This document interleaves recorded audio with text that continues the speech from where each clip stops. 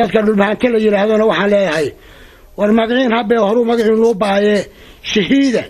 nin reer magaala nin odaya nin isina nin siyaasiya nin carruura naagaha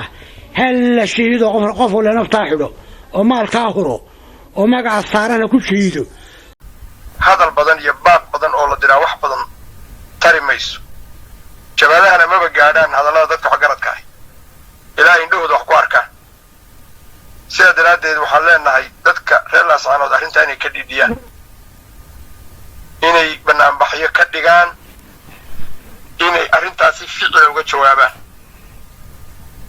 intaas ayaan ku soo gabagabeynaya sallallahu alayhi wa sallam ala nabiyina maxamed wa alihi wasallam waxaan ugu baaqaynaa inay istaagaan inay wax iska dhiciyaan inay u gurmadaan meelaha walaalahooda kale ee la haysto inay u gurmadaan maanta waad u fasaxantihiin inaad wax iska dhicisaan